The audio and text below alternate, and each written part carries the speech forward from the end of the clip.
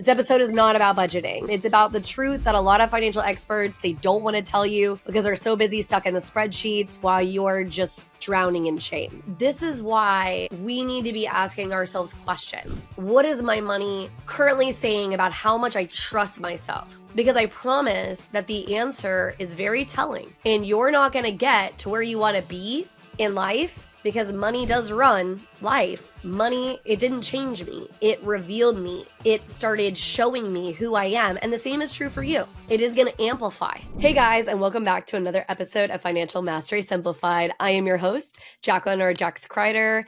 And today I want to talk to you a little bit about the fact that money isn't what changed me, but it did reveal parts of me that I didn't necessarily want to look at, that once I kind of saw them, I really couldn't go back. So as you know, I do a lot of guest episodes, and then sometimes I do some solo episodes as well. So I wanted to take a little bit of an opportunity today to talk about how money is really an amplifier. This episode is not about budgeting. It's about the truth that a lot of financial experts, they don't want to tell you because they're so busy stuck in the spreadsheets while you're just drowning in shame. And so this is something that I feel really, really passionate about. And the main reason why is because I see it so often, right? When people are looking, they're trying to get a mortgage, and they don't even want to have a conversation with us half the time because they don't want to be told that their credit sucks or that their income sucks. They don't make enough money, right? And this is all rooted in a lot of the shame that surrounds money and how money really amplifies like how you think, what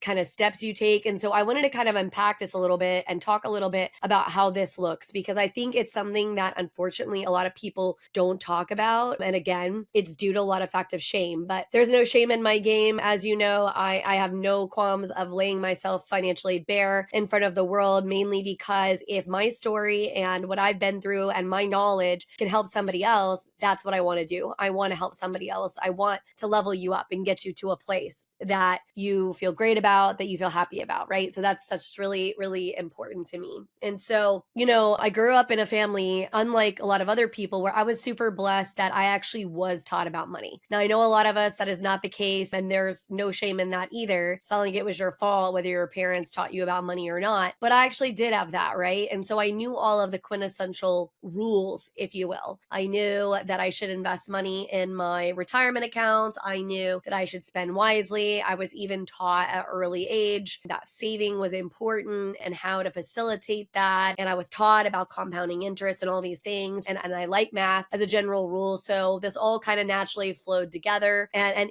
even with all that, I don't think I realized how much of an emotional component that money and finances have. But I think we all ignore that on its face, we just think, oh, well, money is numbers, money is math, and I'm not good at math, or I wasn't taught how to handle math and all those kind of things. And so first of all, that's just not really true. And then second of all, I will say that the emotional component of money is probably 10 times more important than the actual numbers. And I'm going to explain to you why. So first of all, the math never lies. And so depending on what processes you take, what rules you follow or whatever, like you're never going to change the rules of compounding interest or how things are laid out from the financial aspect of like amortization schedules and all this high level math or even low level math that is going into money. It's literally just dollars and cents. It's literally just numbers, and that math never changes. Okay, so you're saying, okay, great, the math doesn't change, but then why am I not being as financially successful as I want to be? Why am I not making some of the realizations I need to make to get to the level? Well, the truth is that there is this huge emotional undercurrent going on behind the scenes, right? And a lot of it is actually built into our DNA. So it's like actually sort of in our body, and we were literally born with it, right? But beyond that being a huge aspect and factor, which I will talk about in another episode, there is this huge emotional component, right? We tie a lot of self-worth because of the kind of day and age we live in, and because of the way our society runs, we've tied a huge amount of self-worth to money, to ensuring that we are financially successful, to ensuring that we are making enough money, that our credit scores are to a certain level, that we have so much money in the bank. And the truth is that is all emotional, right? Whether you have $1 in your account or $10 million in your account, how you feel about that is emotional. It's an emotional component to money that is far exceeding what you're dealing with on the math, so to speak, right? The hard numbers. And so all these financial gurus out there are sitting there and they're talking to you about how these things work and you just need to do these things. The problem is, if you're not dealing with the emotional component, if you're not dealing with a lot of these root causes and the mindset and some of the scarcity and the limiting beliefs and all this crap that's happening behind the scenes, it doesn't matter how much I teach you the rules. I can literally lay you out the perfect blueprint of exactly how you can be successful in your life right now, no matter how much or little money you want to make, or no matter how much or little money you want to have. I can literally do it right now. I have all those technical skills, right? Because of the industries that I've worked in, because of the books that I've read, because of the expertise that I hold, I can do all of that. Stay tuned. We'll be back right after this message from our sponsors. Imagine having the power to control your financial destiny, no matter where you start. Welcome to the Financial Mastery Simplified course and resource platform, where financial education is tailored to your unique journey. We cover everything you need, from basic budgeting and saving strategies to advanced investing and retirement planning. Learn at your own pace with lessons that match your level of experience. Whether you're a beginner or looking to enhance your financial knowledge, join our community of learners and benefit from shared insights and expert guidance. The Financial Mastery Simplified course and resource platform equips you with the skills and confidence to take charge of your financial future. Ready to master your finances? Enroll in our courses today at the Financial Mastery Simplified course and resource platform. Start your path to financial independence now. Visit us at fms.tips and fms.college for more information. Hello and welcome to PBJ Mortgage, where your home ownership dreams become reality.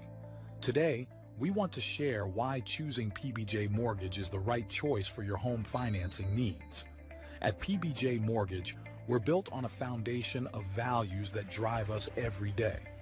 Our commitment to educate, empathize, and empower our clients sets us apart in the mortgage industry. Our clients are at the heart of everything we do, and their success stories speak volumes. With years of experience, our team possesses in-depth knowledge of the mortgage programs, ensuring you receive expert guidance and the best possible rates. We offer a diverse range of loan options to suit your unique needs, including conventional, FHA, VA, and more. No matter your situation, we've got a solution. At PBJ Mortgage, we pride ourselves on providing personalized service. Our dedicated loan officers are here to guide you every step of the way, making the process as smooth as making a peanut butter and jelly sandwich. We understand that time is of the essence, which is why we've streamlined our processes for efficiency and convenience. Transparency and clear communication are paramount. You'll always know where you stand throughout your mortgage journey. Reach out to us today to set up a call to discover your options. If you're ready to make your home ownership dreams a reality, contact PBJ Mortgage today. Let us empower you during this exciting journey. Phone number 4-693-733-107 www.pbjteam.com. Visit our website or give us a call to get started. We look forward to helping you secure your future home. PBJ Mortgage, where home begins. Thanks for your patience. The truth, though, is all of that is irrelevant if you're not going to, first of all, be able to put in the work to be able to do them. And that work is coming from the emotional aspect of money. And so that's why it's important to understand that money literally is just an amplifier, a mirror, so to speak. So it doesn't lie, a mirror doesn't lie. It's a reflector, and same thing with money. So it just reflects like the patterns, the beliefs, the wounds, the desires that you hold. And it is like the more money that you end up having, it amplifies some of those aspects, right? And so some common hidden reveals are like control issues. So if that's something that you struggle with on the emotional piece, then guess what? It's going to show and face itself up on the money side. Fear of not being good enough, right? That is also going to show itself up on the money side, because maybe you're going to try to buy your way to feeling good enough. guilt around success. So a lot of people have been taught or they really have normalized the idea in their head that money is the root of all evil, that they should feel bad about having money. And the truth is, again, how much money is in your account? Like, that's just a fact, right? Like, how much is actually sitting in your account isn't changing anything. It's how you feel about how much money is sitting in your account that's changing the needle, that's providing that barometer, that thermostat, if you will, about what's going on in the inside. And so it's also somewhat the fear of being seen. So some people feel like if they have a lot of money, then it's going to be super obvious, right? And again, this is an emotional thing because I know a lot of people who have a lot of money.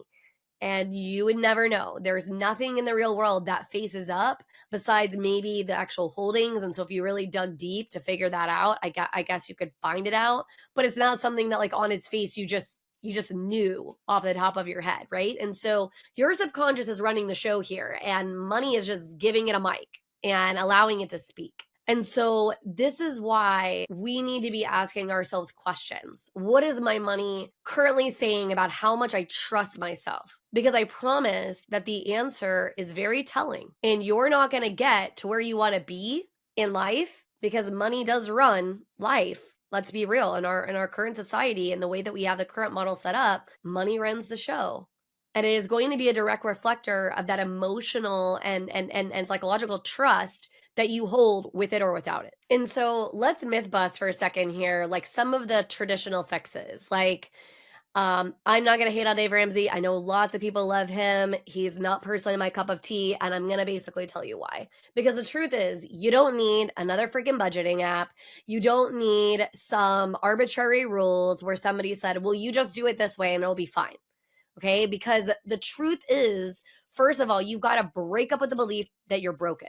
You're not freaking broken. You just haven't taken the time and allowed yourself to step back and see money through a different lens and understand that until you start digging in and figuring out what's going on the inside, you're never going to hold the kind of success that you want to hold. You're just not. And so you're not bad with money. You just never got a system or a way that saw you. You never dug in enough to understand the emotional stuff that's popping up. And so sure, you absolutely can try to follow the rules. And if you are stubborn enough or driven enough or have the willingness to really try to shove yourself into the box and just try to make it work, by all means, you can do that. And that's why a lot of the systems that like Dave Ramsey preaches work. Because let's be real here, the snowball aspect of credit card debt, it works. It does. That is a very, and I even sometimes give those tips of like, hey, if we're struggling, right, here's some different ways that you can attempt those things. And they're great.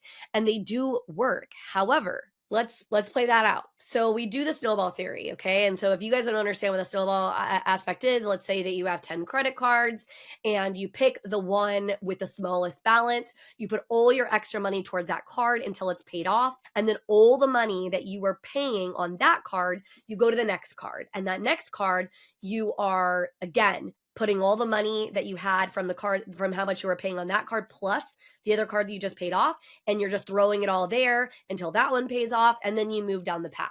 It works. The math is solid on it. The math tracks. So again, I told you at the beginning of this, the math is a math, baby. Like, that's not changing, okay? The concern here is, did you deal with the root of the problem?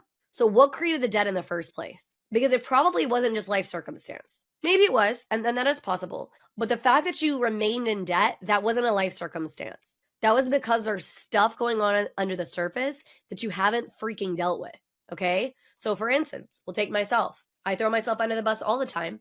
I like to shop. All my 8 million purple cups are testament to this, right? Okay, great. So when I started getting myself in debt, and I've been in debt more than one time, and I started trying to do some of these methods, follow some of these rules to reset, to do all these things or whatever. Guess what happened? We paid off all the debt for a period of time. And then as soon as all that was done, and as soon as whatever, it went right back into it. Why? Because I didn't deal and address with the emotional aspects and pieces of money. Stay tuned. We'll be back right after this message from our sponsors. Welcome to Financial Mastery Simplified, your go-to podcast for making smart money decisions. We break down complex financial topics into easy-to-understand advice you can use every day. Our experts cover everything from budgeting and saving to investing and retirement planning. We give you the tools to take control of your money and build the future you want. With Financial Mastery Simplified, you'll feel informed and empowered to make the best choices for your financial health. Tune in to Financial Mastery Simplified on your favorite podcast platform. Start your journey to financial confidence today. Visit us at fms.tips and fms.college for more information. Welcome to House U, where we believe in the power of education. At House U, we're more than just a brand. We're your partner in home ownership, dedicated to educating, equipping, and empowering you every step of the way. Education is at the heart of everything we do. We offer comprehensive resources designed to make home ownership simple and accessible for all.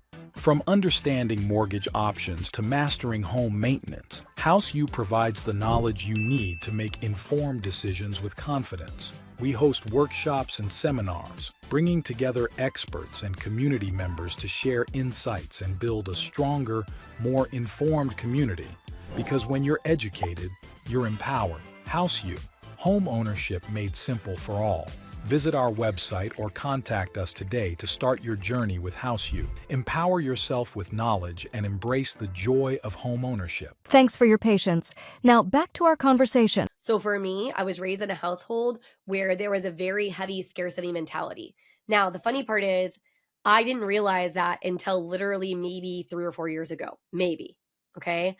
I didn't realize that. However, that is the truth. And it didn't come out of a place like my mom wasn't trying to be like in a bad spot or teach my brother and I bad things. I mean, in fact, my mother was an amazing woman who taught us all these great things about money that most families don't even teach you about. So hats off to her, right? However, because she grew up in a situation where there was such scarcity, she held on to her money like this and felt like it was always going to disappear on her. And so because of that, how she handled and related to money bled in to my life, to how my brother and I were taught to handle money. And so that when I got out of her house, I was like, we usually do either how our parents handle things, we think they did them well, or we go the other way. And we're like, no, we didn't like that. So I didn't like that. I didn't like that. We could never go out to eat, unless it was like these very special specifications. I didn't like that when we went to the movie, we were never allowed to buy popcorn because it was frivolous or whatever, right? Like I didn't want to have those restrictions on my life. And because I'm kind of anti-rule, if you haven't figured that out. And so I was like, no, I don't want to do any of that. And so this fueled a lot of debt as I just was like, whatever, I'm going to do whatever I want. I don't really care. And until I deal with some of those emotional triggers and some of the things that I have going on inside me are strengths and some of them are weaknesses. And until I address them, handle them, I'm never going to be where I need to be with money. And that cycle of credit card debt, or whatever, pay it all off, credit card debt, pay it all off. It's going to just perpetuate. And why is it going to perpetuate? Because I didn't do any of the emotional work. I didn't do any of the self-reflection. I didn't figure out how to trust myself with money. I didn't figure out how to step back and be like, oh shit, I've got to really take a hard look, right? So the truth is that you really need to reframe your idea of money. You need to start realizing that when things like this are popping up in your life, that they are triggers, and you need to start doing some self-work to figure out what the heck is the trigger? What is causing this?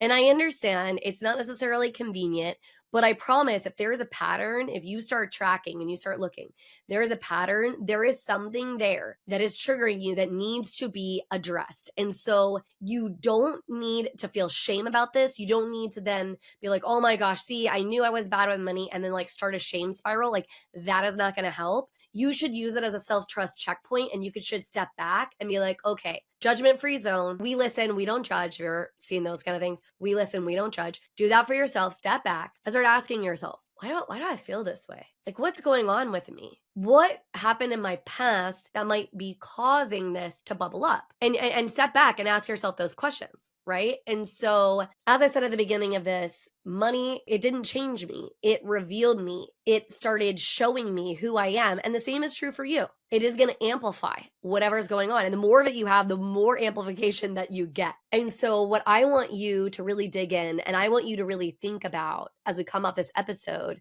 is what steps do you need to take to start creating that self-awareness? It doesn't have to start big. It can start really, really small, right? You just start trying to figure out, okay, what small step do I need to take to recognize what's going on with me? Because the truth of the matter is, we all have these things. Literally, no one is built without triggers and things that are coming up, emotional responses, like all of those kind of things.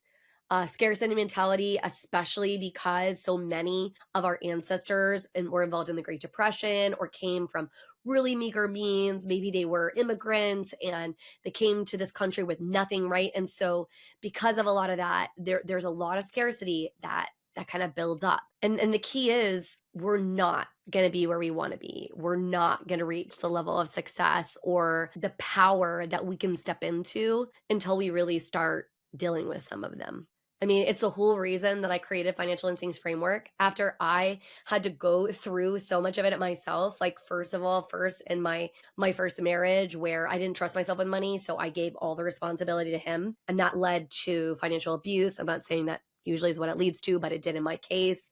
And then having to come out of that, and then going gangbusters with money because I finally had the freedom to use it however I wanted to, right? Because I had that heavy restriction. And so again, step back for a minute, start asking yourself hard questions. Because the next time that some of this stuff bubbled up, some of the life stuff bubbled up, I had a much less emotional response to money.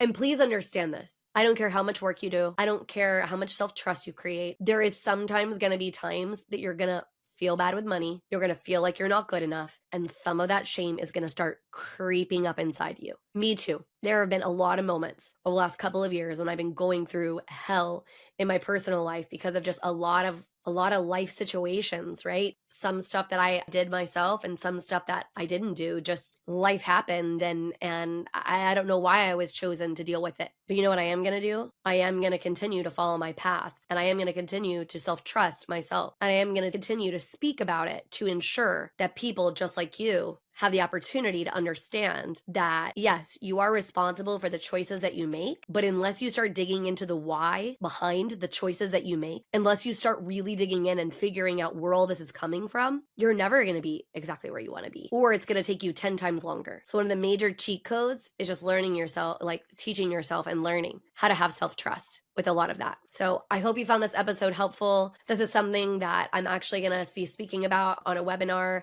here later this month called The Top 100 Women in Power. And I would love to have you attend that event if you're interested. And I just wanted to kind of help you understand something that is super important and impactful in my life and has really changed the game. And so I hope you enjoyed this episode, and we will see you again next time.